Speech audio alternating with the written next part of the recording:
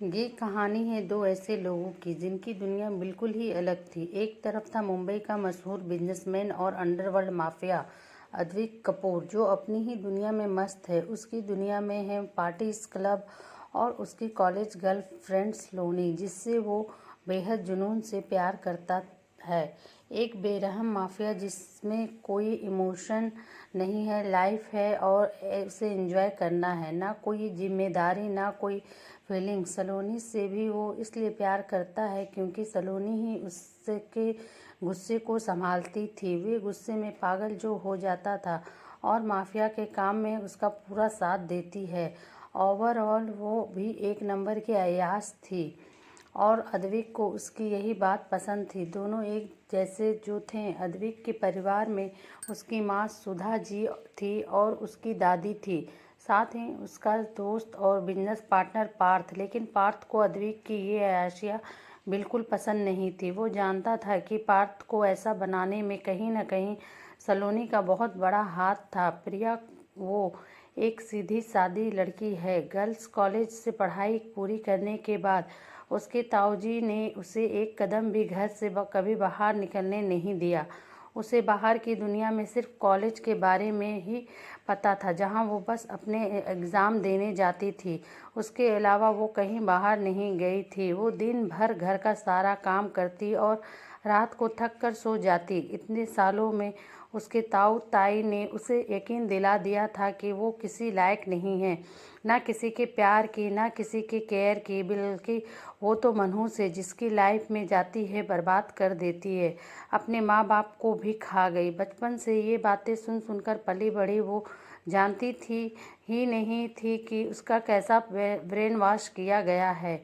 बचपन से रही सही कसर उसकी बहन ने पूरी कर दी थी। पीहू पीहू हमेशा उसे नीचा दिखाती रहती थी। उसे ये बताती रहती थी कि उस पर उन लोगों ने बहुत एहसान किया है अपने घर में रखकर, इसलिए वो उन लोगों के लिए कुछ भी कर सकती थी। वो अपने ताऊ ताई और बहन का बहुत एहसान मानती और उनकी सारी बातें मानती थी। एक आदमी प्रिया के ताऊ के घर आता है।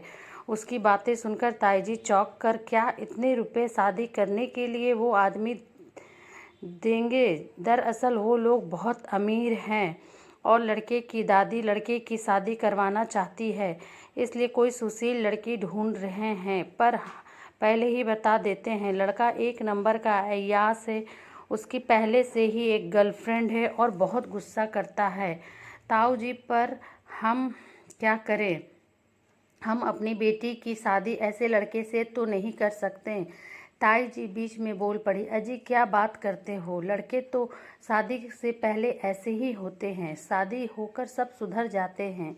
और फिर हमारी प्रिया क्या कम है किसी से? इतनी सुशील है, जिस घर में जाएगी स्वर्ग बना देगी। ताऊ जी हिचकिचाते हुए, पर वो तो अभी छोटी है। ताई जी बीच में ही, अरे 21 साल की तो है, यही उम्र है और उसे सारा घर का काम भी आता है। हमें ये रिश्ता मंजूर है। कुछ दिन बाद अद्विक की दादी जी प्रिया के घर पहुंचती हैं। प्रिया ने ना कोई मेकअप किया था, ना ही कोई नए कपड़े पहने थे। वो उनके लिए चाय बनाकर लाई और चाय टेबल पर रख दी। अरे प्रिया बेटी, इधर बैठी दादी के पास। दादी जी प्रिया से कुछ बातें करती हैं। उसकी पारखी नज़र से प्रिया की ताई जी की सच्चाई छुप नहीं पाई। वो सारा मांजरा समझ गई थी और ये भी कि क्यों वो लोग प्रिया की शादी अद्विक से करने को राज़ी हुए हैं। दादी जी, आप मेरे पोते के बारे में सब जानती हैं ना? देखिए, मैं नहीं चाहती कि शादी के बाद, ताई जी बीच में ही बोल पड़ी।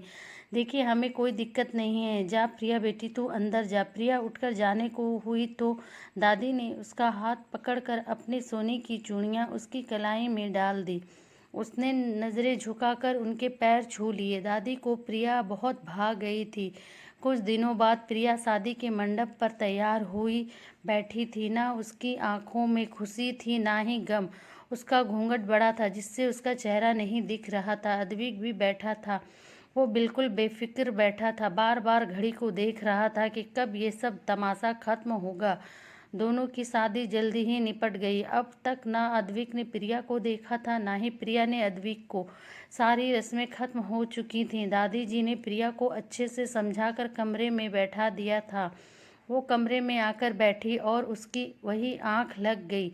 दिन भर की थकी हुई थी। अद्विक कमरे में आया। अपने बेड पर प्रिया को आराम से लेटा हुआ देखकर उसे बहुत गुस्सा आया। अद्विक खुद से पता नहीं दादी कहाँ से उठा लाई है, इसे कितने पैसे में मुझसे शादी करने को तैयार हुई है पता नहीं, पर इसकी शक्ल नहीं दिख रही थी।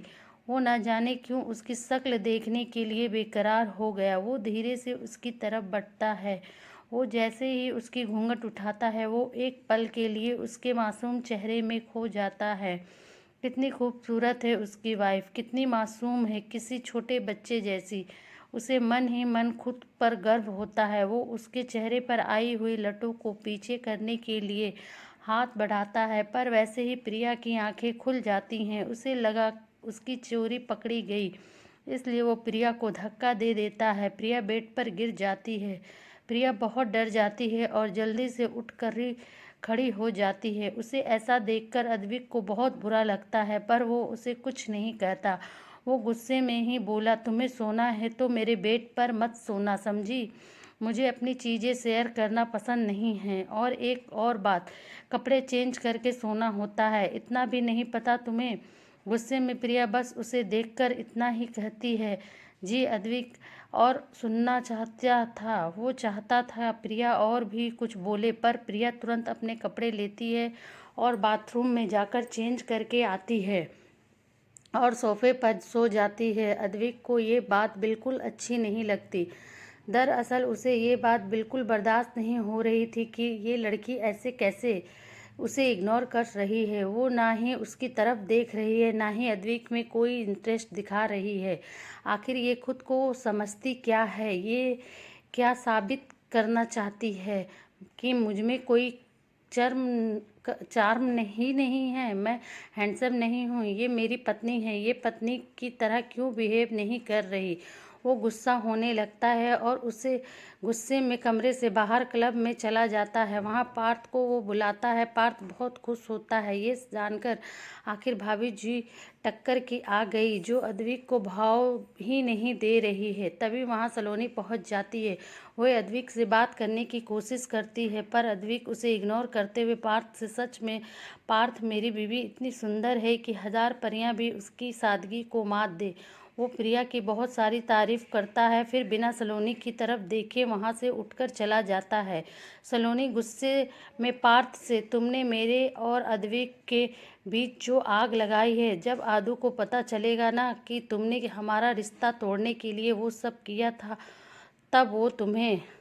आगे की स्टोरी जानने के लिए प्लीज़ चैनल को लाइक, शेयर एंड सब्सक्राइब करें। Thanks for watching Tabassum voice channel. और कमेंट करके बताएं ये स्टोरी आपको कैसी लगी। और आगे की स्टोरी के लिए अगर आप वाकई इंटरेस्टेड हो तो प्लीज़ मेरे चैनल को लाइक, शेयर करें और सब्सक्राइब करें। Thank you.